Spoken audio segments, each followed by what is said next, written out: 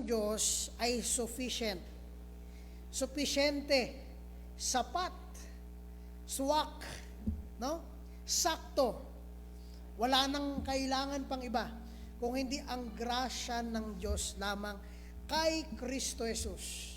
Mga kaibigan, bago po tayo magpatuloy sa ating service ngayong morning, tayo po ay magbabasa ng tatlong verses rather sa ating Bibles. If you would open your Bibles with me on 2 Corinthians chapter 12, verse 7, 8, 9, and 10. Okay? If you would read with me, at bilang paggalang sa pagbabasa ng salita ng Diyos, and pagkatapos rin ito, may I request the choir na pumunta sa harapan. Okay, babasahin natin 7, 8, 9, and 10. Nandiyan na kayo? Ready? Read. And lest I should be exalted. Sabay-sabay tayo. Isa pa. Verse 7, ready, go. And lest I should be exalted above measure through the abundance of the revelations that was given to me, a thorn in the flesh, the messenger of Satan to buffet me, lest I should be exalted above measure. For this thing I besought the Lord thrice, on your Bibles please, that it might depart from me. Nagpray daw si Paul na tanggalin itong thorn in the flesh sa akin. And he said unto me, ang sagot ng Diyos sa kanya, my grace is sufficient for thee, for my strength is made perfect in weakness. Most gladly, therefore, will I glory in my infirmities, that the power of Christ may rest upon me. Therefore, I take pleasure in infirmities and reproaches, in necessities, in persecutions, in distresses, for Christ's sake. For when I am weak, then am I strong. Thank you very much. Let's all sit down. Bigyan ko lang kayo ng maikling context dito. And let me also call the choir. Pumunta po tayo sa harapan. Si Paul, para maintindihan natin yung God's grace is sufficient, si Paul, sa chapter na to, sabi niya, meron siyang revelation ng Diyos na natanggap. No? May nalaman siya na revelation from God. At ang sabi niya dito, we people would never know kung ano yung revelation na yon. Okay? Ganun kadakila yung revelation na nakuha ni Paul. However, ito yung gusto ko pa makita nyo. Ibig sabihin, sa konteksto na to, alam ni Paul na alam ng Diyos na pwede siyang magyabang. Dahil may pinakita sa kanya, ang sabi niya, hindi ko alam kung nakita ko na yung langit o yung eternidad. Para kung umasen sa third heaven, hindi ko alam kung paano yung nangyari. Lumabas ba yung kaluluwa ko sa katawan ko? Or pumunta yung katawan ko doon? Hindi ko alam. Pero ang sabi dito ni Paul, if you would listen sa ating pinag-usapan, ang sabi ni Paul ganito, nagpray ako sa Diyos, no? Alam ng Diyos na magyayabang ako, kaya binigyan niya ako ng thorn in the flesh. Ibig sabihin ng thorn dito, hindi siya tinik. Ibig sabihin dito ay stake. Alam niyo yung stake? Yung isang kahoy na malaki at doon itinutusok yung mga kahoy siya na matulis na ganyan na makapal. Ganon yung ibig sabihin ni Paul ng stake. Para daw yung naka-pierce, nakatusok sa kanya, araw-araw niya nararamdaman either na physical itong karamdaman, emotional distress, or pwede natin sabihin harassment, or whatever it is, hindi sa atin ni-reveal ni Paul. Pero ito yung isang katotohanan. Ramdam niya yon, dinescribe niya yon as nakatusok sa kanyang stake, a thorn in the flesh. Nanalangin si Paul, Lord, tanggalin mo sa akin, verse 9, tanggalin niyo sa akin, Panginoon, itong thorn na ito. Lord, tanggalin mo sa akin. Alam niyo ang sagot ng Panginoon? No. Kalain yun. Akala ko ba, Brother David, ang Christianity ay gaganda ang buhay ko. Sasaya ang buhay ko. Pero si Paul lang isang example na pinapakita dito. Hindi ipinangako sa atin ang richness, wellness, or anything in this world. Ano yung pinangako sa atin ng Diyos? If anyone believes in me, shall not perish, but have everlasting life. Mga kaibigan at mga kapatid, ito yung gusto ko po makita ninyo. Sabi ng Diyos kay Paul, no, hindi ko tatanggalin yung thorn in the flesh mo. Dahil sa pamamagitan niyan, magiging kang humble. Dahil sa pamamagitan niyan, hindi ka magyayabang. Kung anong meron ka, hindi ka magyayabang dyan. Alam niyo yung nakita ni Paul? Hindi siya nagalit sa Diyos. Alam niyo yung sabi ni Paul? Lord, alam ko kung bakit mo ito sa akin binigay para hindi ako magyabang. At sa binigay mo sa aking kahinaan, sa kahinaan na meron ako, makikita ko kung paano mo pinupunuan yung mga pagkukulang ko, yung mga kakulangan ko, ikaw ang nagpupuno. Sabi ni Paul, ang kahinaan ko ay malakas dahil ang Diyos ang pumupuno nun. Nakita niyo yun? Hindi siya malakas dahil malakas siya. Malakas siya dahil pinupuno ng grasya ng Diyos sa pamamagitan ni Kristo yung kanyang kahinaan. Kung meron man kayong nararamdaman, depression, emotional distress, kahinaan sa inyong katawan, kasakitan, lapit kayo kay Kristo. Kaya kang punuin ni Kristo. Tulad ni Paul, alam niya na siya ay mahina, pero pinuno siya sa harapan ng Diyos. Sa pagpapatuloy po namin ay tatawagin ko ang isang special number para i-render sa atin ang awiting Agos. Okay, let's call Princess.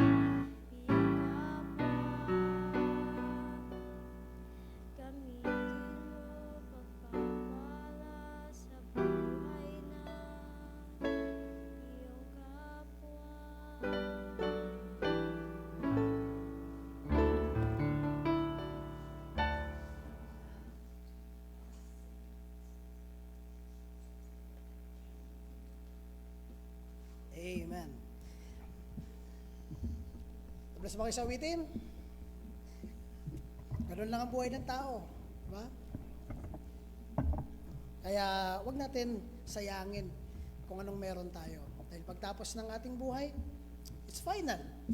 Kung anong kaya nyong gawin ngayon, sa kalakasan nyo, gawin nyo. Hindi yung pagka nandun na kayo sa, nahihirapan na kayo, at saka kayo, Lord, gamitin mo ako. Hindi nyo na kaya. Ugod-ugod na kayo. At saka nyo gustong ipakilala ang Panginoon kung kailan nahihirapan na kayo magsalita. No? Ngayon na kaya nyo pa. Let's give God what we can at ang ating strength. This morning ay magkakaroon pa tayo ng isang awitan at kakantahin natin ng isang classic hymn titled Abide With Me. At sasabayan tayo ng choir, kakantahin natin ito ng sabay-sabay. Ibigay natin sa Panginoon ang ating best sa ating worship this morning. Kakantahin natin, Panginoon, manatili ka sa amin. Let's all stand up at tawagin ko si Brother John para i-lead tayo sa awit na ito. Let's all stand up po sa ating pag-awitin. At pagtapos po nito, ayan po.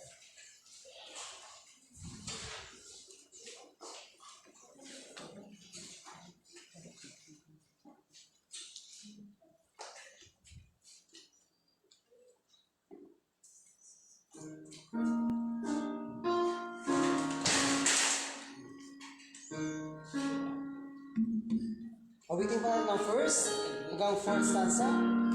Abide with me in the first verse now. Sing. Abide with me, fast was the eventide. The darkness deepens, Lord, make me abide. When other heavens fail and comforts me, help of the helpless, abide with me. Swift to its cross, as our lives little days, earth's joys grow spirits, glories pass away, change and all around I see. All around changes now, abide with me. I live by presence, every passing hour.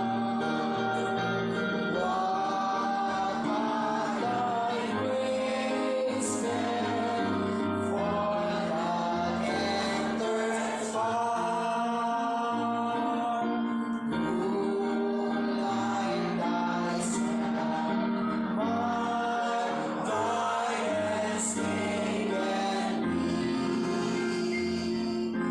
Oh, cloud and sunshine, abide with me. Last verse now. Hold thou thy cross, thee for my closing eyes. Shine through the gloom and point me to the skies. Heaven's morning breaks, and earth's great shadows flee. Life in them, O Lord, abide with me. Tayo na pinakaw po.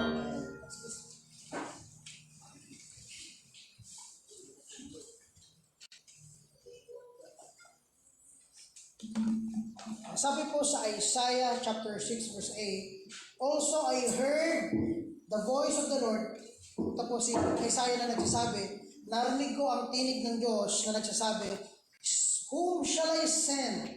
Who will go for us? Nung narinig ito ni Isaiah, niya, Panginoon, here am I. Mga kaibigan, mga kapatid, sana po ma-encourage tayo sa awiting ito na nagpapaalala sa atin. May oras pa. Choice mo. Napakarami nang aanihin, marami pang hindi nakakakilala sa Panginoon sa paligid mo, kamag-anak mo, kaklase mo, kakilala mo, mahal mo sa buhay. Hindi pa nila kilala ang kaligtasan na ibinibigay ng Panginoong Kristo. Ang challenge sa atin, tulad ni Isaiah, nakita niya ang kailangan, ang emergency, ang need ng gospel. Nasa sa inyo. Kung ibabahagi niyo sa kanila, it is your choice. Sabi dito, nung narinig ni Isaiah ang tanong ng Panginoon, ang sagot niya, Lord, available ako. Gagawin kong sarili ko na available. Pag may pagkakataon na kailangan, may pakilala, mapagsilbihan ka, Panginoon, nandito ako, gamitin mo ako. Sana ganito rin ang ating perspective bilang isang Kristyano. Pakinggan po natin ang Here Am I by John R. Rice.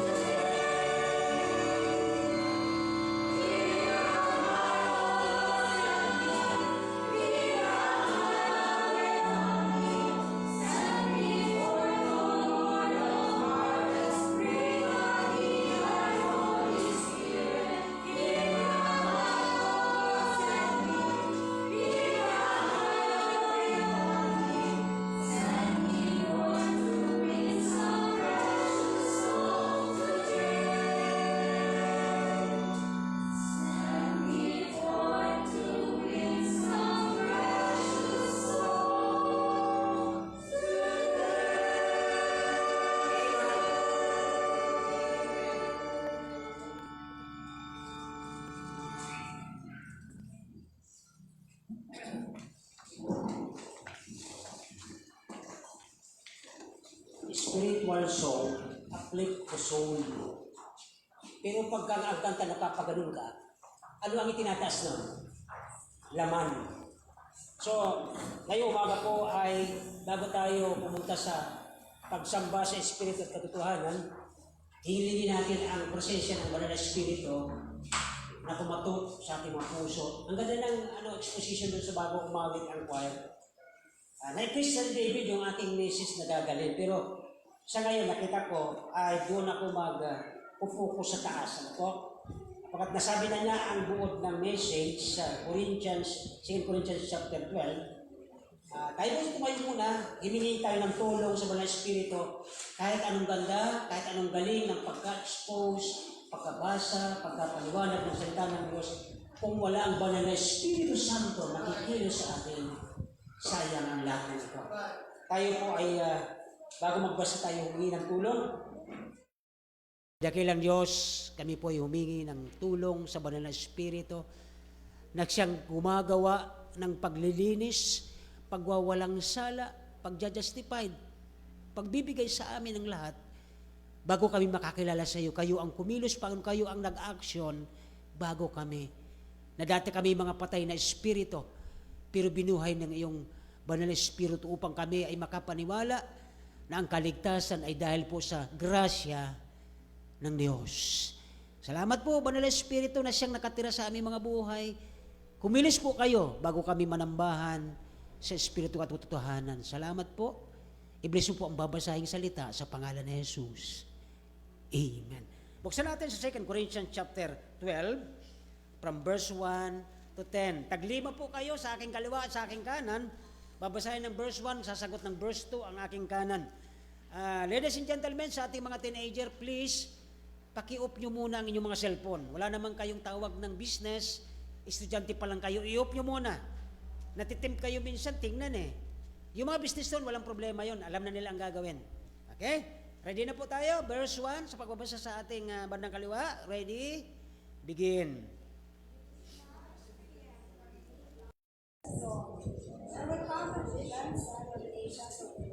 Of the revelation, vision and revelation. Verse 2. About 40 years ago. Hindi ko masabi. Masabi. Ng Diyos. Dinala siya sa pangatlong langit. Ginuin niyo po itong vision at mga revelation ng Diyos sa Kanya. Grabe ito eh. Di natin ito kayang arukin. Verse 3. Tama, verse 3. Okay.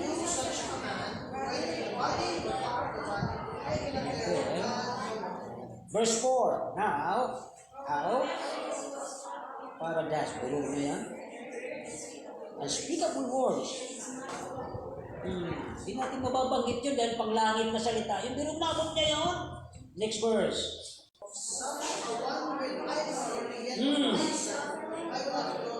Mind and peace. Verse 6.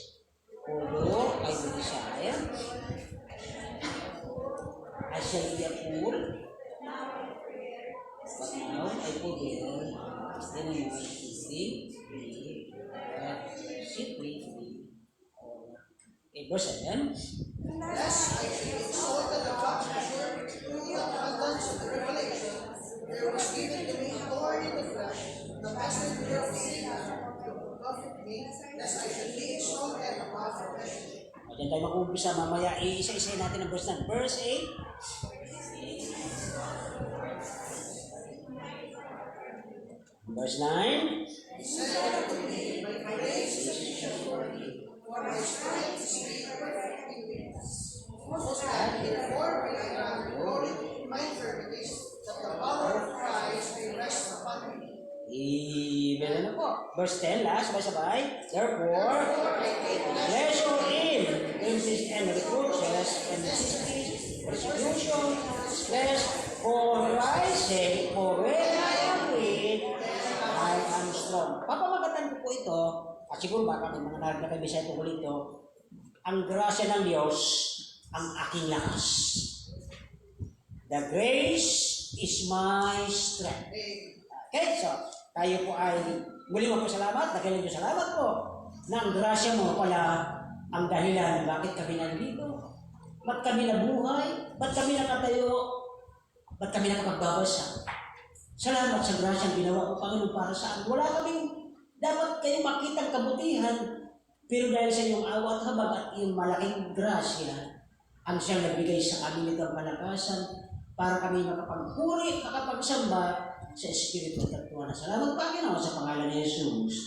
Amen. So, again, dahil na-preach na ni David yung aking mensahe, napaka-exit pero malaman. Sino pong napo na yun? Kaya mga kapatid, sino mo tumatayo dito, huwag kayong titingin kung sino ang popular. Ang dapat yung titingnan, pakikinggan ang popular, ang salita na Diyos. Hindi ang pastor, hindi ang sino man. Pagkat pag dumating tayo sa harapan ng Diyos, kawawa tayo. Okay? So, para hindi kayo maistorbo, please, yung mga katabi nyo, huwag sa'yo dapat na para hindi kayo maistorbo. Okay, para makinig kayo. Wala pa tayo ang abot ng 2 hours. 1 hour pwede. Siguro pag-pray ninyo, abutin tayo ng mga 30 to 40. Ang strength, sabi ng verse 9, kung babalikan natin ang verse 9, sabi po ng verse 9, okay, ay sabi niya, and he said unto me, my grace is sufficient for thee. So, ang strength pala natin is perfect, ang ating strength, okay, na ito po ay, sabi doon sa John chapter 16, verse 33, kung inyong titingnan, ay sabi doon, that in me, okay, I might have peace in the world that ye have tribulation. So yun po yung kalakasan natin na mayroon tayong dinagdadaanan. Nakaraan lang ang ating kapatid ay nawalan ng lolo. Mayroon na naman yung mga ating sinusundo, nawalan din ng lolo. So yung ay kapighatian, persecution, tribulation sa kanila ito. Pero kung ating titignan mga kapatid, ang sinabi ng Panginoon dito kay Pablo, ang aking grasya, my grace is sufficient for you. Sapagkat dito po, ay napansin natin na dito sa mula verse 1 hanggang 10, doon lang tayo mag-focus sa 7, 8, 9, and 10. Mayroon tayo po doon mapapansin na 4 na mensahe kung bakit sinabi ni Pablo na ang grasya ng Diyos ay ang aking kalakasan. Okay? So dito po ay una, nabanggit na ni David ng isang meaning ng grace. Ang sabi dito po na emphasize ko muna ang grace bago tayo mag-start sa 4 na ating titingnan. Ang grasya ng Diyos, ang grace is 155 times na ginamit sa New Testament. Ibig sabihin, ang daming beses ginamit po ito sa mga verses. And then, maliban dito, dahil lahat ng mga bagay na ating natatanggap, okay, nakukuha po ba? Lahat ng bagay na ating natatanggap mula sa Diyos ay only by God's grace.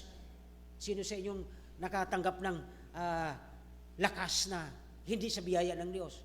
Hindi kasi ang tatay ko, dating bodybuilder. Hindi yun yung galing. Hindi yun sa genes. Okay? Yun po ay galing sa Diyos. Now, therefore, dito natin matatagpuan na ang grasyang ito ginamit ng 155 times dahil lahat ng bagay na ating natatanggap ay mula sa Diyos. Grace, number 1, sa Greek po ay karos. Okay? At ang ibig sabihin, it is a favor bestowed, binibigay of a person who didn't earn. Hindi naman siya karapat-dapat, pero binigyan siya ng grasya. Ako po isang makasalanan. Graduate ako sa Dominican, pero ako'y makasalanan sa harap ng Diyos. Kahit saan ako mag-graduate na magandang school, dahil ako'y makasalanan, hindi ako nararapat sa grasya ng Diyos. Dahil ako'y makasalanan, dapat lang akong puksain ng kabayaran ng kasalanan. Ang ganda ng Sunday School. Kung ako lang po sa inyo, kung ako lang talaga, hindi pastor, aagahan ko Sunday School, ang sarap makinig. Okay? So dito ay, ang grasya po ng Diyos, pangalawa, doon sa kanina sa Sunday School, grace is a divine disposition. Hindi po ito tao, kundi divine o kaya Diyos na disposition, na ito po ang Diyos na kung saan siya ay nagligtas sa atin, and then yung merit o yung kanyang nakuhang kagandahan loob sa tao ay hindi sa kanyang sarili, kundi ito'y galing sa Diyos. Sabi po ng Sunday School kanina, okay? So dito natin makikita that grace sa New Testament, okay? Ito po ay ginamit ng husto sa New Testament for God's divine favor doon sa mga taong hindi karapat-dapat bigyan.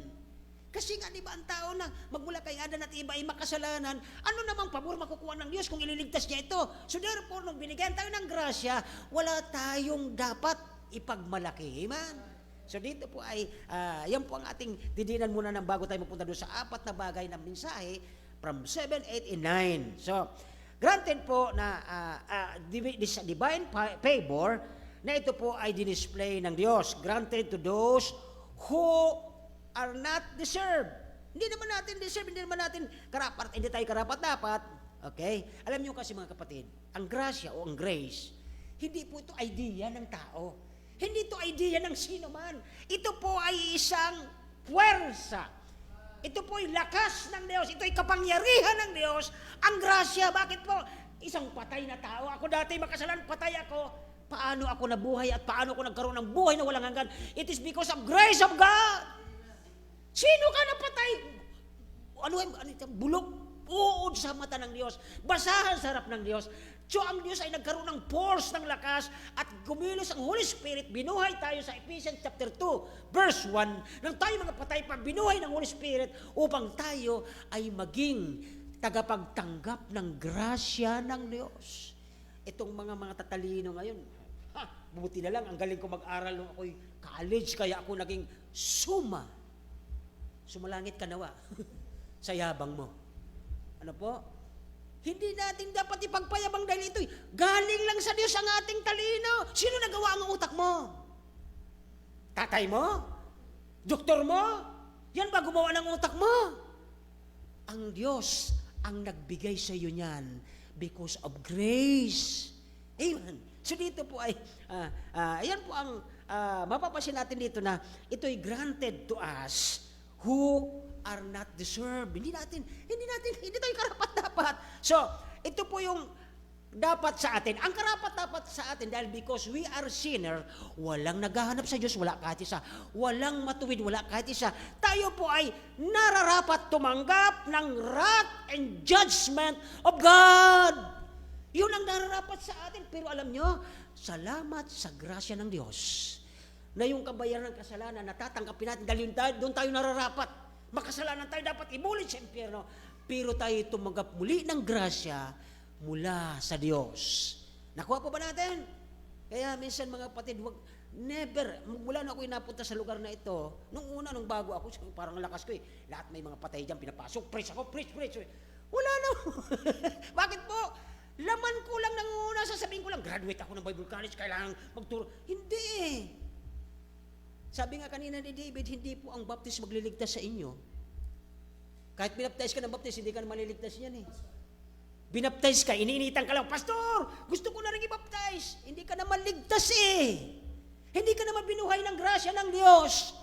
Anong gagawin mo? Amen! Amen! Huwag tayong katulad ng iba na palakihan ng simbahan. Nakakita niya kayo sa YouTube nung anlaki ng dahon. Tapos yung laman niya, alit. Di ba? Yun po ang ibig sabihin, ang daming nagpo-profess na Kristiyano sila. Nung nakinig ako ng salita ng Diyos, ang sarap, naiyak ako, lumuha ako, tinanggap ko ang Panginoon. Yung pala, may problema lang siya. Nung narinig niya, okay siya. Pero nung dumating na naman yung problema, hindi naman kasi siya nagtitiwala at naniniwala sa ginawa ni Kristo sa krus. Naniniwala siya sa kaya niyang gawin. Magpapabaptize ako at para maging member ako, para makaligtas ako. Hindi po ganyan. So, dito po ay, ang grasya po ay hindi idea, kundi ito ay kapangyarihan ng Diyos. This is the power that transforms us. Grace is the power of God that transforms us from sinner to... Ba't po uwian na kayo? Di ba? Natatransform tayo ng kapangyarihan ng grasya ng Diyos mula sa isang makasalanan papunta sa isang pinawalang sala. So dito po ay the first power na makita natin dito, at ito yung mga introduction natin sa grasya ng Diyos, the force or the power of grace that awaken us doon sa sumpa na darating ng impyerno. Naalala niyo po, baga? Di ba nung tayo di pa tumantag kay Kristo, gusto kong makilala ang Panginoon para ako hindi mapunta doon sa dagat-dagatang apoy. Kaya nung pinaniwalaan mo na si Kristo namatay sa krus at namatay sa doon dahil sa kasalanang binayaran niya dahil sa atin, siya po ang nagbayad doon at dapat tayo ipapako roon, binayaran ni Kristo, at ngayon ang ating kasalanan dala niya nung sa krus, at nung mamatay siya, yung righteousness sa mga naniwala kay Kristo ay mayroon ka ng righteousness. Huwag po nating lalahatin ng tao na naniniwala kay Kristo, may righteousness. No, my friend. Sa Sunday School, kanina kung umabot kayo, napakalinaw ng ipinaliwanag ng John chapter 10. Okay? Ang anak ng Diyos o ang aking tupa ay nakikinig ng aking salita. O, tingnan mo, pag araw ng Sunday, nasaan sila? Ayaw nila ng salita ng Diyos eh. So therefore, ayaw nila talaga. Kahit anong dalaw mo, sunduin mo, pakainin mo, ayaw. So, ito po ang mapakita natin. Una, the power of grace, it is a force that awaken us, that give us life from death. Diba? Nagkaroon tayo ng buhay ng walang hanggan. Ang kapangyarihan ng grasya ng Diyos, ito ay kapangyarihan, it is power or dynamic to transform us from kingdom of darkness sa lupa to kingdom of heaven. Alam niyo po ba yun? Okay. Parang parang hirap mag-preach, ano? Total, na-preach na David, sige, kakat ko na. Okay. Ito pa po, ay ang kapangyarihan ng grasya ng Diyos, ito yung power ng grace of God. Grace, it is the power that save us, that keep us, that enable us, and sacrifices us. And that the power that the day will glorify. Tinulo sa disco kanina, saktong-sakto talaga eh. Di ba? At mamayang hapon, kung gusto nyo marinig yung 3 tenses ng salvation, yun po ang kasunod ng grasyang ito. Okay? So dito po ay, ngayon, mayroon na po tayong titingnan na ang grasya ng Diyos ay isang kapangyarihan o lakas, na ito po ay divine power. Naalala niyo, sino po nakakita ng dynamo? Itong mga electric bike, may gamit na dynamo yan. May baterya na siyang mayroon ng lakas, at ito po yung dynamic o dynamo, yung naglalakas, nagpapatakbo ng gulong. Okay? Kapag ang isang tao ay walang banal na espiritu, wala siyang dynamo, walang magpapatakbo ng buhay niya. Bakit po? Pag malungkot ang banal na espiritu sa buhay mo, malungkot kang Kristyano or hindi ka sumusunod sa salita ng Diyos. Naunawaan po ba?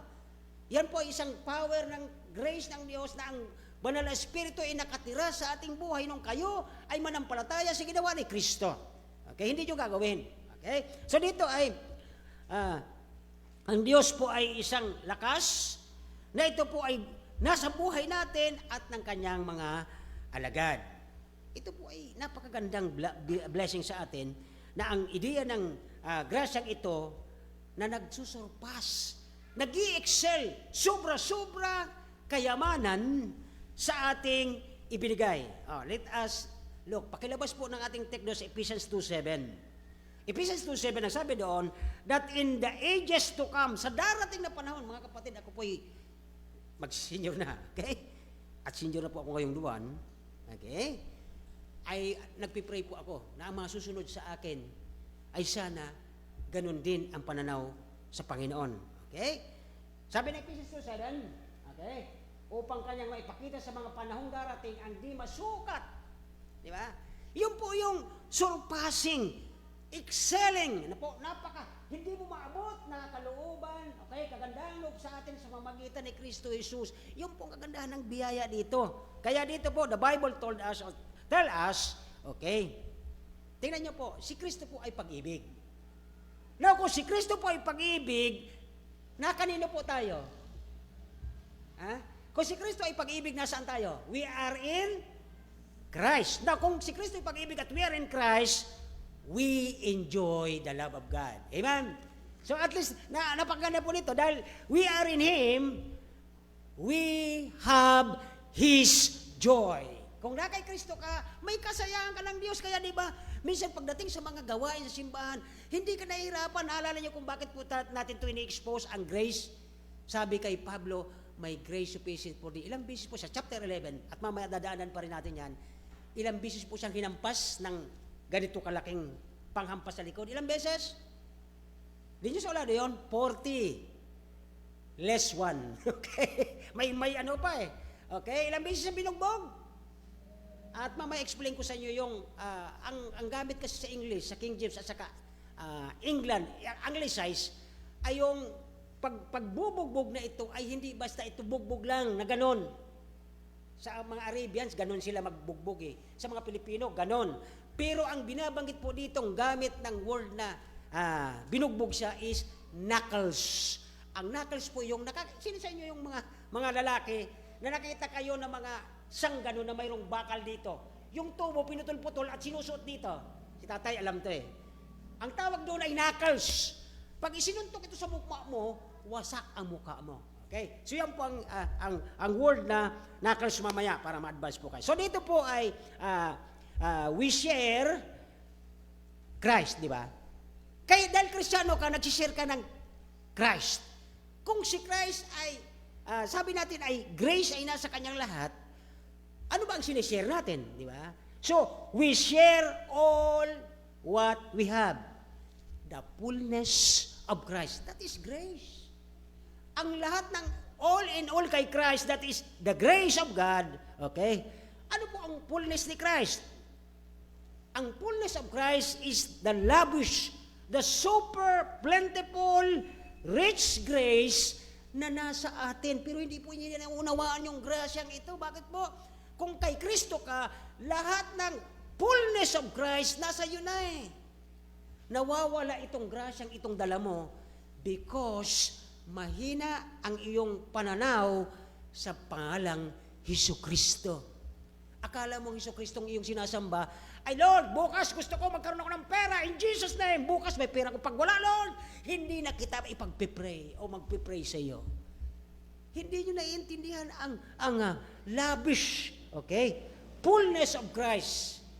Na nung si Kristo po ay nagkatawang tao, naging siyang pulubi at naging tayong mayaman sa mata ng tao. Amen!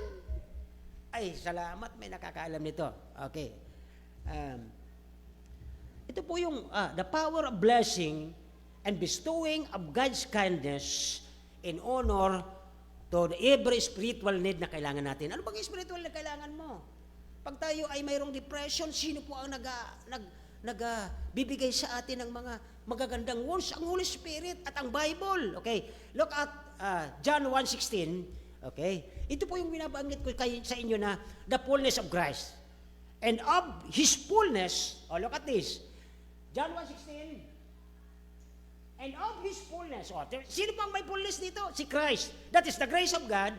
Sabi doon, we receive in grace for grace. May grace ka na. May grace ka pa. May grace ka pa. Another grace. Amen. Kaya tingnan niyo po yung mga Kristiyanong nadidisquido. May grasya sa buhay pa siya. At nung siya'y nabalian, naituwid yung kanyang buto. And then nung naituwid ang kanyang buto, nakalakad uli siya. That is grace against grace against grace. Amen. Yan po ang grasya ng Diyos na hindi niyo nakikilala ang Panginoon si Kristo. He is full of grace. Hindi si Mary. Di ba? Ako kasi Dominican eh. Hail Mary, full of grace. Si Christ ang full of grace. Amen. Di ba? Nandyan po, napakalinaw. Now, ano pa pang mabasya natin dito? Okay?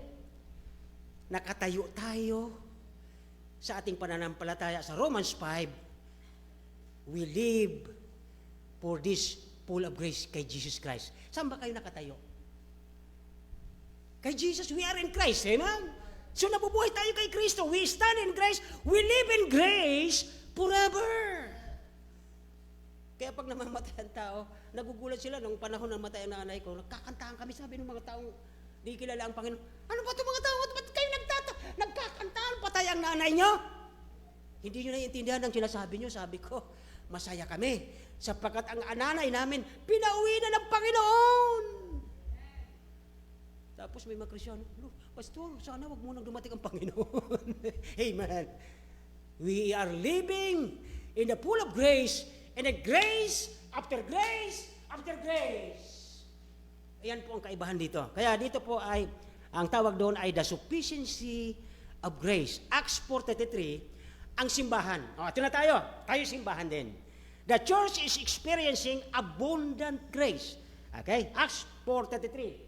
Tingnan natin. Di ba? And when the power, yung power rito, that is grace. Okay? Gave the apostle witness of the resurrection of the Lord Jesus Christ, and grace was upon them all.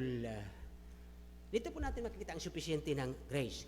Romans 5:17, meron pa po doon. Okay?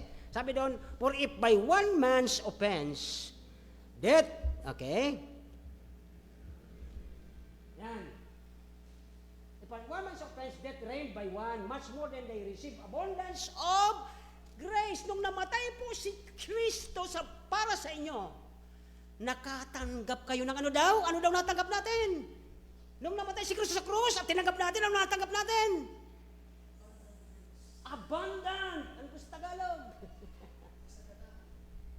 Saganang biyaya. Kaya nung naalala ko may kumanta ditong, datihan ditong may edad na, ako'y naluluha. Bakit? Ang dami nating grace. Amen! Ayun nga, kababata pa, gustong katahin yung gano'n sila. Masaya ang kanilang laman, pero ang kanilang espiritu ay patay. Amen! O sige, gusto nyo ganyan, punta kayo sa simbahan, ganun ang mga tugtog. Hindi ko alam kung sino ang sinasamba nila. Now, dito po ay, ito tandaan nyo po, mga 4 lang or 5, okay?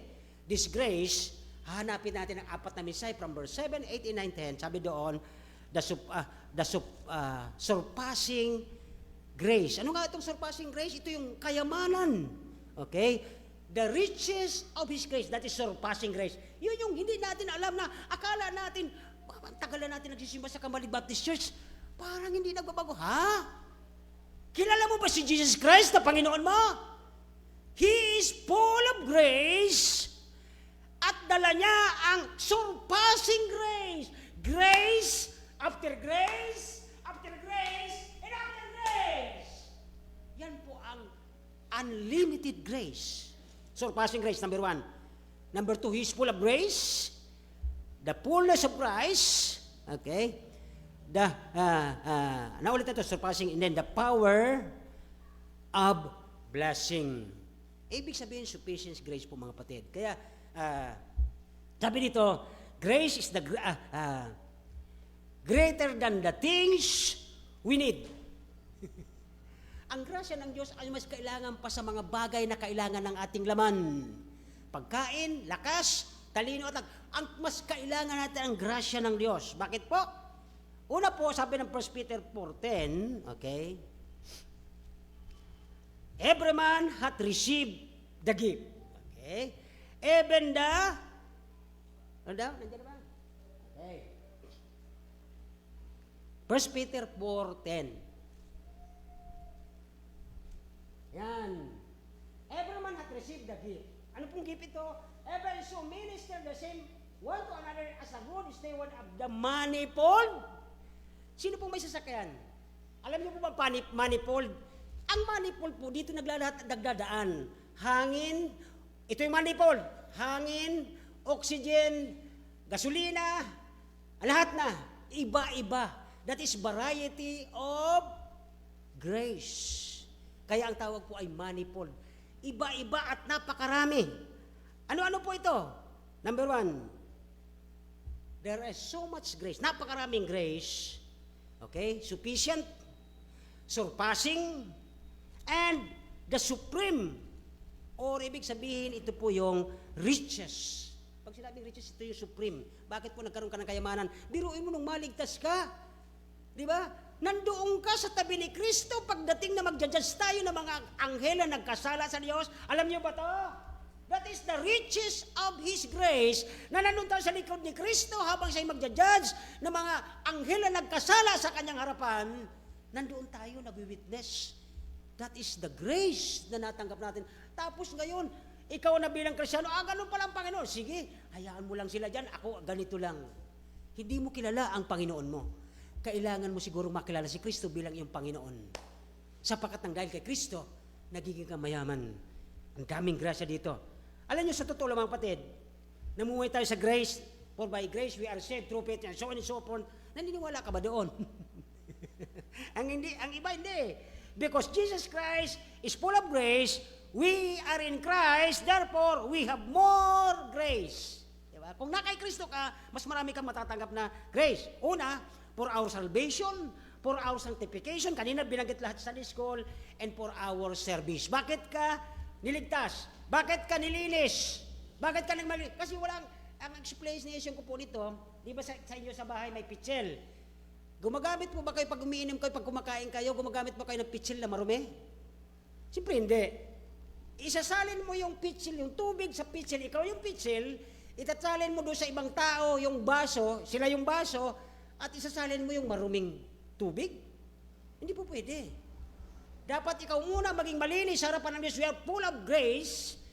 Puno ka ng biyaya ng Diyos na ikaw nakakilala ng gusto kay Kristo, malinis ang buhay mo, kaya nakakapag-witness ka. Kahit anong turo namin tungkol sa salvation, mag-witness ka, sabihan mo, kung hindi ka pala totoong malinis sa harap ng Diyos, hindi ka pa nilinis ng Diyos, dahil siya po ang grasya sa buhay mo, hindi ka pa rin makagamit ng Diyos sapagkat marami pa ang buhay natin. Naunawaan po ba? Okay, so, tapusin natin dito. Now, 2 Corinthians 9:8 sabi doon, and God is able to make all grace abound. Okay, bakit maging abound po ito? So, sayo po ay laging sasabihin natin, sufficient ang Diyos po eh. Kayo lang ng mga tao lang, paano kaya bukas? Kaya ang sabi niya sa Matthew, huwag kayo mag-isip lang para bukas. Hayaan mo ang bukas, gumawa ng para sa Kanya because we are in Christ. Diba? Pero ang ating trabaho, Lord, nagpipray kami, naalala niyo doon sa verse, verse 8 ba yun? Ilang beses si Pablo nagpray? Ilang siya nagpray? Yung sa text natin, di pa po tayo pumupunta doon. Ilang beses siya nagpray? 3. Tanong ko sa inyo, ilang beses kayo nagpray kanina hanggang ngayon? Ilang beses kayo nagpray? Pastor, nung dumating kami, kanina Sunday school, nagpray si Brother David. Nung magpakanta, nagpray. Nagpray ka. Di 3 na. Oo, ang galing. Amen! Ang tanong kayo, hindi yung kalahatan. Personally, ilang beses ka nagpipray? Because Paul, nung nakita niya itong, grabe, ito biro nakarating siya ng langit. Narinig niya ang salita at narating niya na kung saan dinala ng Panginoon yung penitent theft. Yung sabi niya, Panginoon, dalhin mo ko sa imparasyo. Nakita niya ito eh. Sukat na magyayabang sana siya. Alam niyo, mga Kristyano ngayon, lalo't mga magagaling sa doctrine, sa ano bang pinaniniwalaan? Ang yayabang. Pero sa loob nila, wala naman silang grace. Bakit? Awayin mo ang kaparehas mo, Kristyano. Nang dahil doon, nasaan ang grace doon? So dito po ay makita natin, sobra-sobrang grace ang nakukuha natin, abound, di ba? Sabi doon, abound grace, sobra-sobrang grace, and every good deeds. Bawat ginagawa mo, ang daming grace natin natanggap. We have given grace to repent, number 1. We have given grace to understand the gospel. Kaya kayo nandito kasi naunawaan nyo ang gospel, di ba? That is grace. Number 3. We have given grace to believe the gospel. Number 4, nagkaroon tayo ng grace to obey the word of God, to resist the temptation. Kanina, gusto niyo pong matulog, di ba? Di, kailangan kong marinig ang Panginoon kasi ang daming grace ko natatanggap sa Kanya. And na-endure natin ang suffering because of grace. Okay? Now, ang tawag dito po ay surpassing or exceeding or sumusobrang kayamanan because God or Christ in you. Okay? So lahat na po nandoon na sa atin. Okay? Grace is the divine power that born by the Holy Spirit sa buhay natin. Diyan po sa verse 7, 10 na yan ay lahat ng plano. Sa chapter 11, from verse 13 yata yon, lahat ng plano kay Pablo, patayin siya. Diba? Bawat puntahan niya, nangangaral siya, papatayin siya. Yung kapwa niya, mga kasama niya, iniwanan siya. At yung isang kasama niya, itinuro siya doon sa Sanhedrin na ito yung nangangaral. At inambush siya doon sa lugar ng mga magnanakaw. At pagkatapos ito po ay gusto siyang, yung bugbog niya, hindi basta bugbog lang, kundi i-knock down. Okay? But Paul is dedicated to the grace. Ito na po. Kung kayo ang nasa sapatos ni Pablo, okay? Ganito rin ba ang mararamdaman natin? Kahit nahirapan ka. Yung mga tao dyan, naalala ko tuloy nung mga bago pa kayo rito, di ba? Nagtipa si Sister Paking at ang mga kasama nito, mga young people, sila Brother Sam. Di ba, sinisigaw-sigawan kayo, mga ligtas, that is persecution, that is pressure. Pero paano nila ito Napagtagumpayan because of the grace of God. Ibinigay. Si Pablo po ay dedicated siya doon at kahit anong ginagawa sa kanya ng taon, never po kayong makarinig. Are you with me? Never kayong makarinig na si Pablo nagsulat na, alam nyo, hirap na ako dito sa loob ng kulungan. Wala man lang sa akin dumadalaw. May nabasa ba kayo dito? Sa epistle, sa lahat ng writings niya, wala.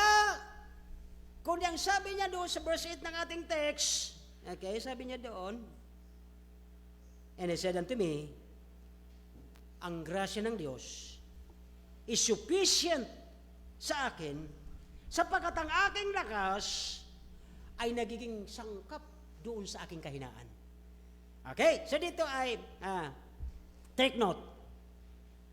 Nagdidepensa siya dito sa 2 Corinthians chapter 12. Dinidepensa niya sa sarili kasi ang dami niyang kasama na hinahanapan siya number 1 authority. Okay? Maliban niya na po sa authority, ang mga kasama niya po ay naging mga false teacher. Hindi na po siya inirespeto sa chapter 12. Okay? So, napakaraming trouble sa buhay na mga tagasunod ni Kristo. Sa panahon natin, mayroon din ang dami-daming nangangaral dyan, mga palso naman ang pagtuturo kay Kristo, na ganito daw, kung gawin mo daw, work out your own salvation para ka lumaligtas, hindi naman po yan ang nais ng Diyos. Sabi ng verse 7, that the people have questioned His authority, His ability, His love. Ito pa po mga kapatid.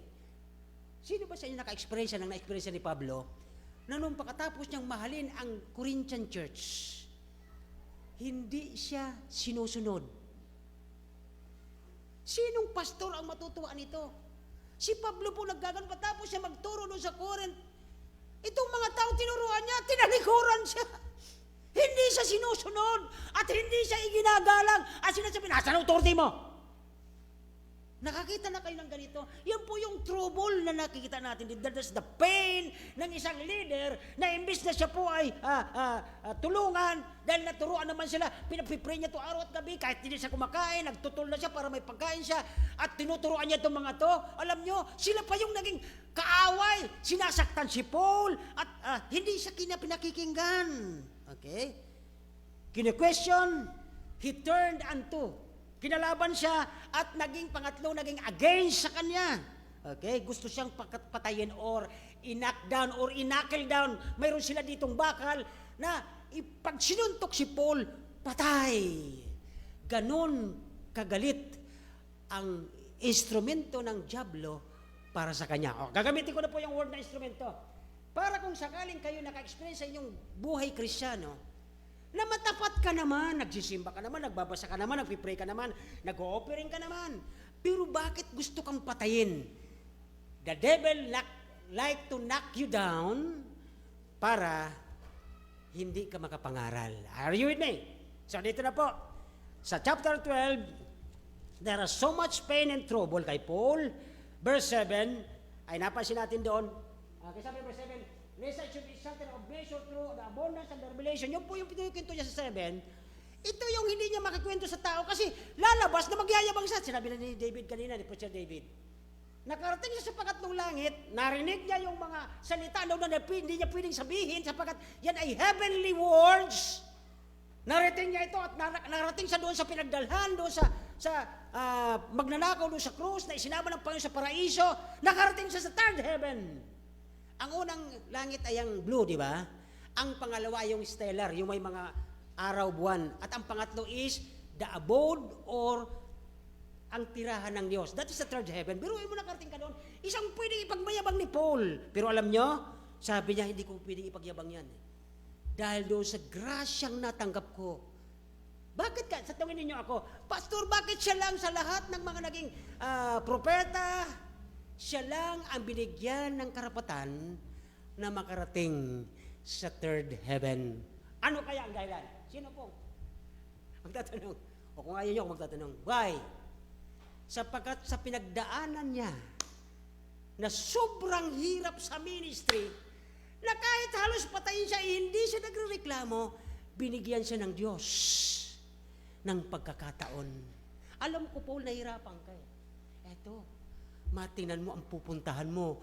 pakatapos mong pangaralan ang mga taong ito. Amen! Ganun ba ang ating kaisipan? Mga anak, huwag tayong matakot. Naghihirap tayo ngayon, may mga problema tayo ngayon. Pero ito ang pupuntahan natin na kung saan Christ, the fullness of Christ, all grace, after grace, makikita natin doon sa pangako ng Diyos. Amen! Yan po ang katotohanan dito sa word na ito. Now, umpisa na natin yung lesson 1. Alam ko, hinihintay niyo po yung 4 na ito. Okay? Number 1. Kasi sa ministry, ito po ang tandaan niyo. Are you listening? Kayo po, ng mga nasa bahay, nag-invite kayo ng kumare, nag-invite kayo ng mga bata para madala sa church. Kasi yun ang utos sa atin ng Diyos. Hindi lang po ako inutusan, kundi lahat tayo. Ito po ang lagi niyong tatandaan. Sa ministry, sa trabaho natin bilang mga tagapagdala ng kaluluwa sa simbahan ito para makilala ang Diyos, number 1, pwede tayong i-reject. Ay, mo na nga, bigyan mo lang ako ng pera, ikakain ko. Pero magsimba, kayo na lang. Pahiram pa siya sa kayo. Sige, gamitin sa kayo ko, magsimba kayo. Ako dito lang. Pangalawa, si Paul, disloyal. Wala malang naging ano doon sa kanyang mga inalagaan, mula bata hanggang lumaki. Wala malang sa kanyang sumunod. Disloyalty. At ang pangatlo, they hate Paul. Kaya kung kayo po, may mga may edad na sa atin, magmula noon, pinagpipray mga anak ko, Panginoon, makakilala sa iyo, salamat may dumating. Pero hindi yan malalahat. Bakit? Hindi mo lahat ng anak pwede sa iyong magloyal. Baka mamaya, mais pa sa iyo. Si mama naman, si papa naman, pinipilit ako magsimba. Ayaw ko nga. Kasi hindi naman lahat pwedeng maligtas sa isang pangangaral natin. May panahon ang Diyos. Amen po? Now, dito na po tayo number 1. Ano po ang lesson? Na nung si Paul dapat ipagmayabang nito, nakarating ako ng langit, ako lang ang apostol nakarating doon. Sabi niya, hindi pwede. Sapagkat hindi ko pwedeng sabihin ang manarinig ko doon dahil hindi yun ay panglangit na salita. Ako'y nagpapakumbaba, lalo nang nakarating ako doon dahil sa bigat ng mga problema ko, binigyan ako ng Panginoon ng pagkakataon na makita ko ang pupuntahan ko sa langit. Kayo, nakita niyo doon pupuntahan niyo? Huwag kayo maniwala doon sa mga sinasabi sa balibalita sa YouTube na nandun daw si Michael Jackson. Sino nakarating doon? Ang tanongin niyo si Paul, kung nakita niya yan doon, wala nang ganyan dyan. Okay?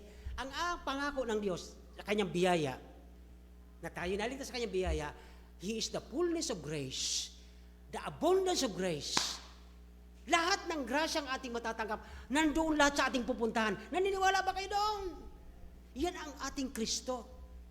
Hindi ang simbahan ito ang pagmalaki natin, kundi ang Kristo ng ating pinaniwalaan, He is full of grace. Number 1, God uses suffering. Sino po yung suffering sa inyo? Ako may illness. That is suffering. Migraine. Suffering. Sister Bibian, may suffering. Si Brother Raymond, may suffering. Inahiran niya alam kung paano niya bubuhayin ang kanyang misis na may suffering. God, number 1, verse 7 tayo. Verse 7 na po. Verse 7, unless I should be lagay mo daw na may Tagalog doon. Nahirapan ako dito sa English. Okay? Unless I should be exalted above all measure through the abundance. Dahil sa kalabisan ng mga pahayag, biruin mo siya lang ang disipulo o apostol na pinahayagan ng Diyos ng ganito. Grabe, sobrang dami. Pero sabi niya, okay, huwag magmayabang ng labis. Okay? Binigyan ako ng isang tinik. Ito po ang tandaan sa verse 1. Binigyan siya ng gift. Oh! Grabe ka naman, pastor. Yan ba pagkatiningin mo yan? Okay, tingnan natin mga kapatid. Una po, okay, ang trouble na ito sa verse 7, dumating for a reason. Ano ang rason niya? Bakit binigyan siya nito? Okay? Binigyan siya ng gift ng Panginoon upang hindi niya itaas ang kanyang sarili. Bakit po binigyan siya ng pera? Tingnan niyo po ang verse 7. Dahil sa kalabisan ng aking natanggap at narinig, nakita, nakarating ako doon sa third heaven, dapat akong mayabang, di ba? Pero hindi yung ginawa. Dapat akong lalong magpakumbaba. Dahil sa biyayang yun. Dahil sa grace na yun na ako lang ang nakakita. Kaya kung kayo mga kapatid, mayroon kayong biyaya na natanggap na kayo lang ang mayroon. Harinig niyo. Kayo lang ang mayroon yan sa inyong pamilya. Dapat nating maunawaan, may rason ang Diyos kung bakit ang troubles dumating sa buhay ni Paul para hindi siya magmayabang sa kanyang naabot. Amen ba? Pero mo, ikaw lang ang mayroon nito. Sa magkakapatid na siyam, ikaw lang nakagraduate. Amen! That is the grace. Pero anong pinagdadaanan mo? May suffering ito para ikaw ay huwag magbayabang. Okay? Nabanggitan natin yung binanggit ni David kanina, the same, kung bakit siya hindi pwedeng magmayabang kasi ito ang kanyang pinagdaanan. Okay?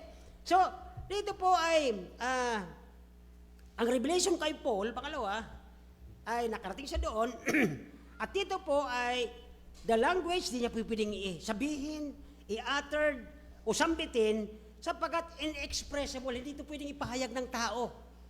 Yun ang kanyang narating. Now, back to verse 7, there was given to me a gift. Pastor, grabe ka naman. Yung mapakaintindi mo dyan sa verse na yan. Bakit po gift? Ang biyaya na ito, ang regalo ng Panginoon kay Paul, ginagamit niya ang suffering to humble him. Kaya niregaluhan siya. Ang galing ka, di ba? Niregaluhan kita, suffering. Para bakit? Para hindi ka mayabang. Amen! Kaya mga kapatid, pag nandiyan kayo, nakita mo yung klase mo nung muna, sipunin, binabatok-patukan mo, at ikaw ay may kotse, hey, tabi ka nga dyan, dadaan ako. Ay, yabang na. Bibigyan ka ng Diyos ng suffering. Are you listening? Padadaanin ka ng Diyos suffering para lalo ka, Lord, sa pamamagitan ng grasya mo, dumaan ako ng hirap pero may grasya ka. Grasya! Grasya na naman! Kaya hindi ako pwedeng magmayabang. Next, for the second time. Okay? Ito pong steak, binanggit ni David, yung steak, ito yung mahabang kahoy na may tusok. At isinasaksak ito sa kalabaw or sa anuman na gusto silang pahirapan. May tulis ito kung bibigyan tayo ng litrato. Ang ibig sabihin nito po mga kapatid, ito pong steak na ito is for assault of the flesh. Binanggit ni David kanina na ito yung araw-araw na tinutusok siya. Malaking kahoy na may tulis sa dulo upang siya po ay mamatay ang kanyang yabang. Are you with me? Kasi ang tao ganyan, ay mga pastor din, mayroon. Ako nga, mayroon eh. Pero dahil nung nakikita natin ang ganitong kalagayan ng grasya lang ng Diyos, kaya ka nakatayo yung ganyan, kaya ka nakapagsasalita. Alam nyo, may mga taong di makapagsalita, naglalak ang Diyo. Biglang nagbabago ang isip, nagiging batang isip. That is grace. Amen. So dito po ay the messenger of Satan. Sa Greek yata ay Anggala, hindi po si Angela. O ayan na naman kayo ha. Anggala. Okay? So dito po ay ang ibig sabihin satanic angel. Ito po yung mga messenger. Kaya dito po sa apat na messages na ito, mapapansin natin na may messenger pala sa Satanas. Pastor naman! Gagamitin ba ng Diyos messenger si Satanas? Ito na kayo. Okay, dito muna. Attention. Kabukas ba cellphone mo dyan? Ipapabargo ko yan ha. Okay. So dito na po na mapasin natin, the messenger of Satan, unleashing his demon power, chapter 11, 13, 14, 15. Pakilabas mo doon, chapter 11, 13, 14, 15. Ito naman ginawa nyo rito. Ginawa ng mga taong ito. Chapter 11, verse 13, 14, 15. Okay na po. Ito na. Number 1 na tayo. Tatapusin ko ito sa hindi na minute. Okay? Tingnan niyo po sabi dyan, sapagkat ang kayong mga tao ay mga ano daw? Ito po yung unang pinadala kay Apostol Pablo. Mga ano daw ng apostol? Mga magpapagawa ng apostol ni Kristo. Tayo tagasunod. Di natin alam, baka may sumusunod dito na palso. Yan po yung mga messenger ni Satan. Kaya dito po yung word doon sa verse 7, messenger, dito ko po yung kinuha yung message. Baka may message sa atin ngayong umaga. Baka may kasama tayo na hindi pa katulad natin. Naunawaan po ba? Baka mamaya anak natin yan. Okay? So, that is the first. At yung word na buffet, tinignan ko rin ito, tama naman yung pronounce ni David, buffet. Kasi nung araw, ang pronounce ko nito ay buffet. Buffet pala ito, pagkain. Bakit buffet? Gustong-gusto mo ng buffet, di ba? Sige ka lang, buffet. So dito po ay, ang buffet po ay, sa French at naging English po ito, to torment me. Sabi ni Pablo, Panginoon, nagpadala ka ng messenger ng mga angelic na bad at pagkatapos, para ako ay i-torment. Regalo ba ito? Oh. Nakuha ba na ninyo? Bakit kayo dumadaan ng ganitong paghihirap, pagdurusa? Pinapadalhan tayo ng Diyos para hindi tayo magmalabis, magmalaki. Dahil naligtas tayo sa biyaya lang. Ano mang mayroon ka, biyaya lang ng Diyos, not only grace. Amen. And then, ano na po tayo? Basahin ko na yung mga text na pinigay ko para mabilis. Matthew 26 verse 7, yung word po doon is, that they did spit in his face, dinuraan ang mukha ng Panginoon, and buffeted him. Ito po yung knuckles. May bakal sila dito at sinuntok ang mukha ng Panginoon at nawasak ito. Kaya sabi ng Isaiah, hindi na makilala ang mukha ng Diyos, mga kapatid.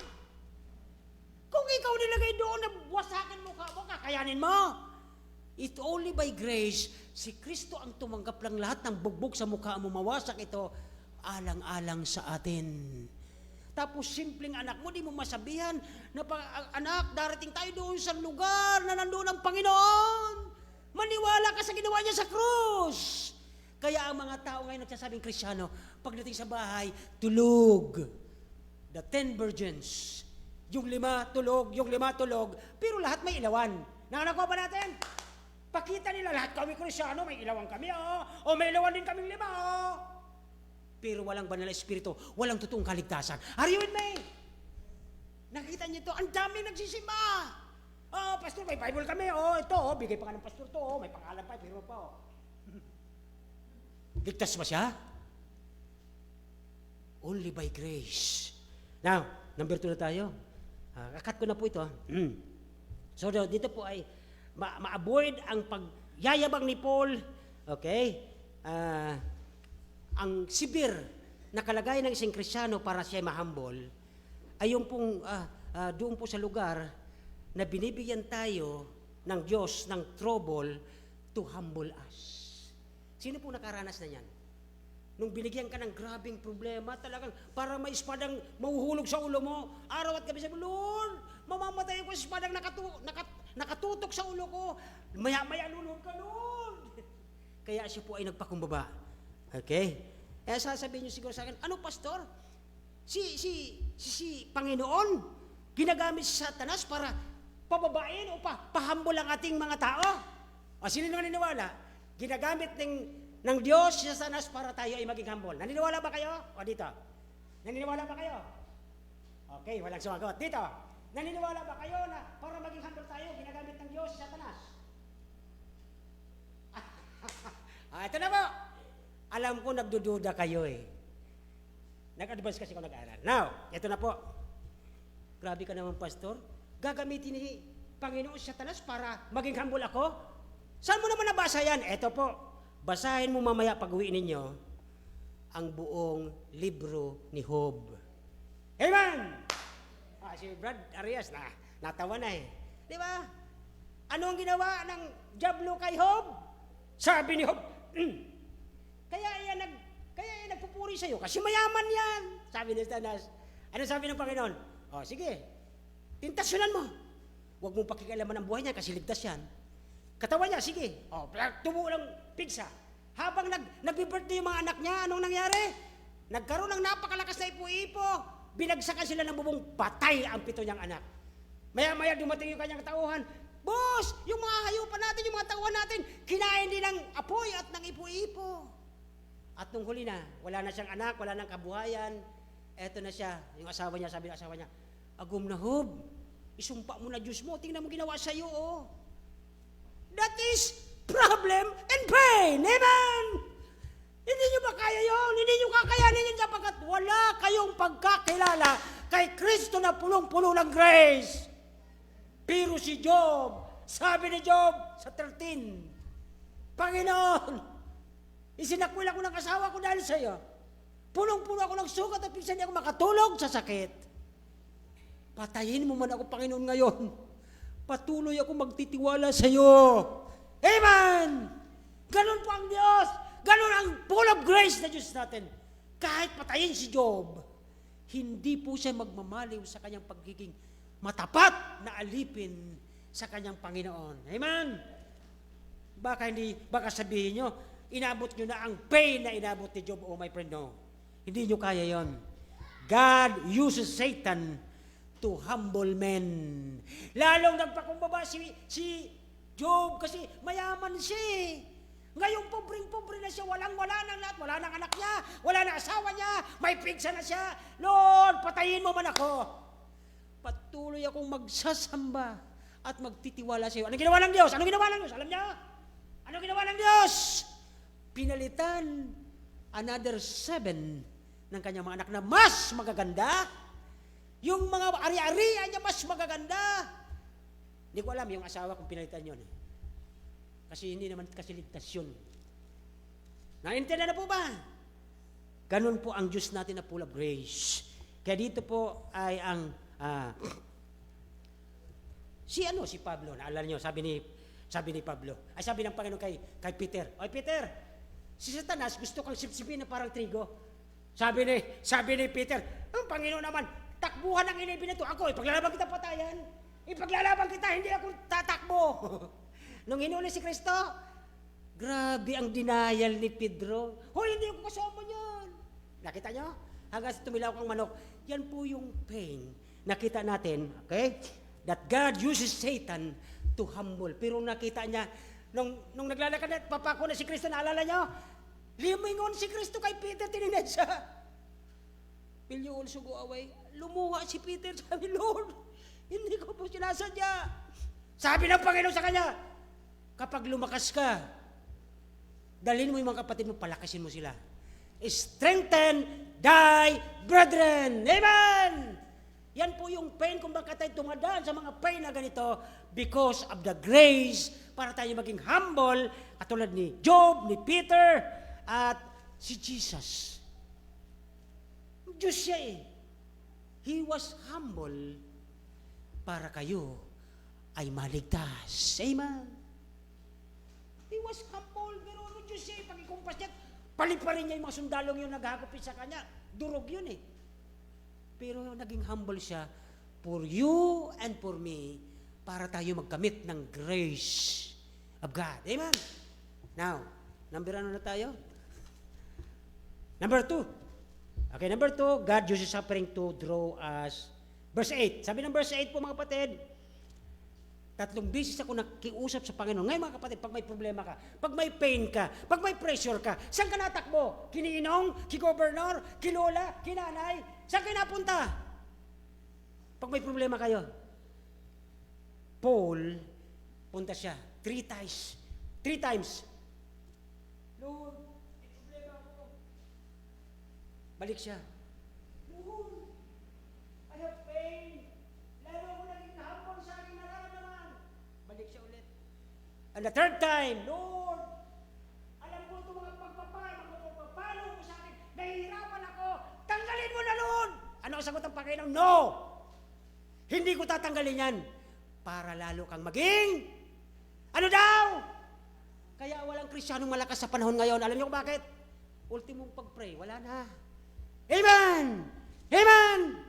Umaga, ano unang tinitingnan?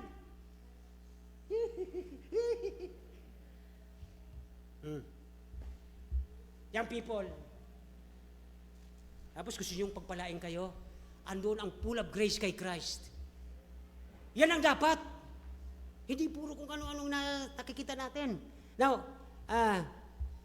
so much so that, ano po, sabi ng chapter 11, 22-28, nakatanggap si Paul ng sobrang palo, manhid na siya, mga kapatid, hindi siya nagsasalita. Pag nagsulat siya, pinapipiri kayo mga kapatid, na maging malakas kayo sa abundance of grace, na wala siyang nagsusulat na, grabe kayo, pinabayaan niyo ako. Wala man lang nagdala ng pagkain sa akin sa kulong. Wala kayong mababasang ganyan kay Paul. Message number 3. Okay, ano ba yung number 1? Anong number 1? Binibigyan tayo ng trouble para tayo maging? Ay, nakalimutan na agad. Ano number 1?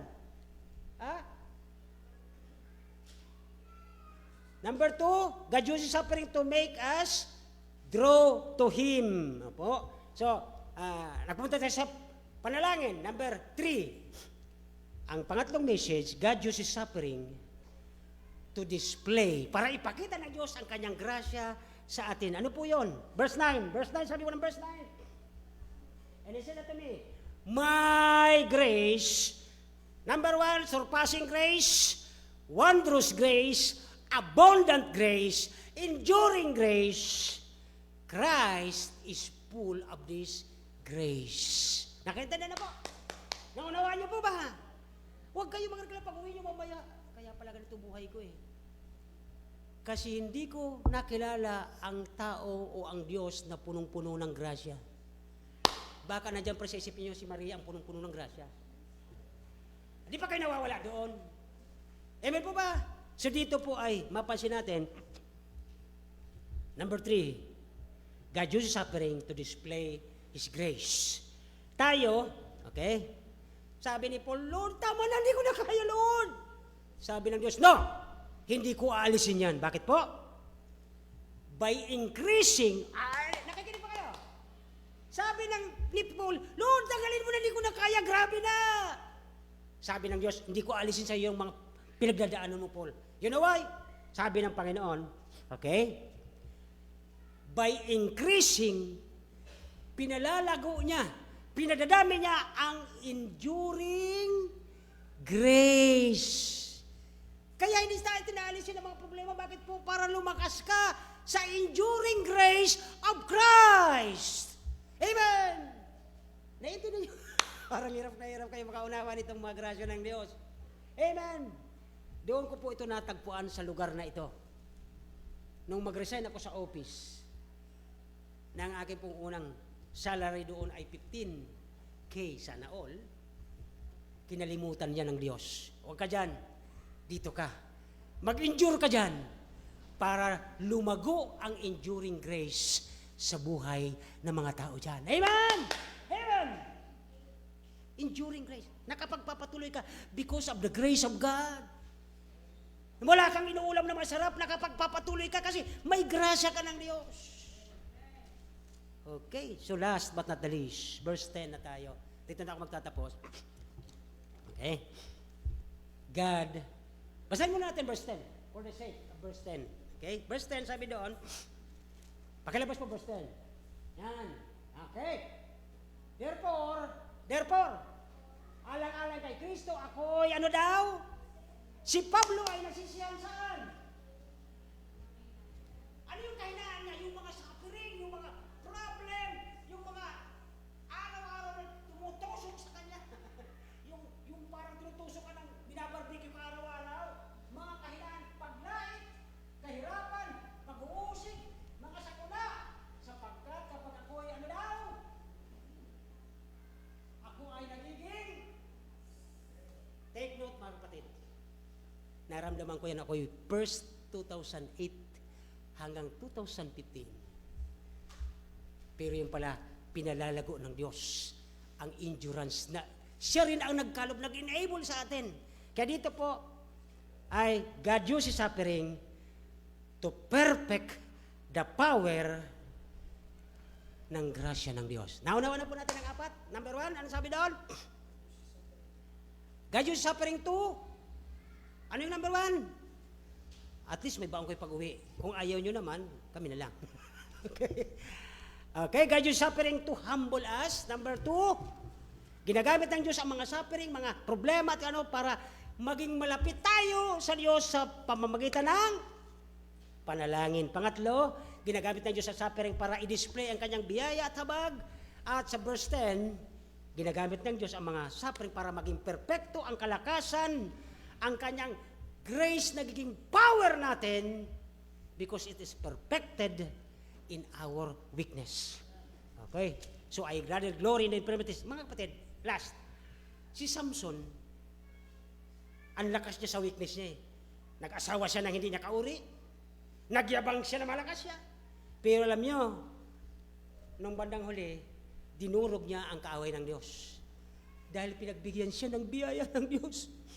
Wala na siyang lakas, kinulong na siya, tinusok mata niya, binulag siya, nilahat siya. Pero sabi niya, Lord, sa huling pagkakataon na ibigay mo ang grasya.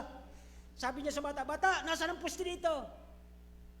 Lord, sa huli pong pagkakataon, patikimin mo ako ng grasya. Patay ang mga kaaway ng Diyos. Amen! Dumaan na ba kayo sa mga ganitong problema? God will use you. Pangalawa, hindi lang po si Samson. Si Joseph. Okay? Naging matatag siya, bininta siya. Ipinagkanulo siya ng mga kapatid niya. Pero siya ay tumaas sa trono ng Egypt. Ibininta, pinagkanulo, inaway. Sinabi sa tatay na, wala na ang anak mo, patay na kasi laging paborito mo. Sabi ng mga kapatid. Pero siya po ay umakyat sa trono ng Egypt. Si Job, panguli. Naging malakas ang kanyang kahinaan, ang kanyang mga problema. Pero siya po ay nakita niya ang glory of God face to face nung nawala ang lahat sa kanya. Mga anak niya, asawa niya, kayamanan niya, ibinalik ng Diyos ang lahat ng nawala sa kanya. Amen! Tayo po'y magsitay, tayo mag-close. Sabi ng Biblia, i-memorize niyo po ito. Hanapin niyo ko sa text. Count it all joy when you fall into diverse temptation. Anong verse? James, chapter 4 ba yun? Okay. So, count it all joy. Bilangong kagalakan na tayo mahulog sa sobra-sobrang problema. Okay? Kapag hinahanap mo ang Diyos kaagad, okay? God will give us humiliation. Pero pag hinanap mo ang kayabangan mo, ay bibigyan ka ng yabang talaga. Pero pag hinanap mo ang Diyos, bibigyan ka ng pagpapakumbaba. Kapag hiningi natin ang kapangyarihan ng Diyos, bibigyan ka ng problema. Amen! Pagka humingi ka ng kalakasan sa Diyos, padadaanin ka ng sobrang problema na halos di mo magawa, di mo matanggap. Panginoon, anak mo ba ako? Para maging malakas ka sa harapan ng biyaya ng Diyos. Let's pray. Nagilang yung salamat po sa biyaya. Na kung hindi, Panginoon, sa biyaya mo na wala kami dito sa oras nito. Kung saan kayabangan, siguro kami nandoon. Pero salamat sa iyong napakayaman na biyaya. Kami nakapagpupuri sa Espiritu at katotohanan. Dahil kami mga aba, kami mga mga putik sa iyong harapan, Panginoon, na piniyayaan ang lahat na mayroon kami na galing lahat sa iyo. Bago po tayo mag-close, ano ang sasabihin mo sa Panginoon na nagbigay sa iyo ng lahat ng biyaya? Lahat ng natatamo mo ay biyaya lang ng Diyos. Huwag mong ipagmayabang. Ano ang sasabihin mo ngayong umaga? Panginoon, salamat sa biyaya na akin natanggap. Ang iba naghihikaos, ang iba naghihirap, pero dumaan ka man ng kahirapan, pero biyaya ng Diyos na ikaw ay nakapagsasamba. Bago tayo manalangin, sasabihin niyo ba sa Panginoon, Lord, salamat po sa biyaya na walang kupas, sobra-sobra, abundant, surpassing grace. Salamat, Panginoon, sa pagkaligtas mo sa amin. Ikaw pala ang full of grace at hindi ang sino man. Kailan mo huling sinabi sa Panginoon, Lord, salamat po sa kaligtasan ng iyong biyaya. Before we pray, sa iyo pong kinalalagyan, sabi mo sa Panginoon, Lord, thank you sa iyong biyaya. Thank you sa kaligtasan. Thank you sa unfailing grace. Thank you sa enduring grace. You are full of grace, Lord. Thank you. Dakilang Diyos, salamat po sa umagang ito. Napagandang mensahe, Panginoon, na iyo pong pinagkalog mula sa akin hanggang sa aking mga kapatid. Palakasin mo kami sa aming mga kahinaan upang makita ang iyong grasya na kahit kami dumadaan ng sobrang problema at pain, malakas kami ng dahil sa iyong grace. Salamat, O Diyos. Palakasin mo rin ang aking mga kapatid katulad namin sa pangalan ni Jesus. Amen. Amen.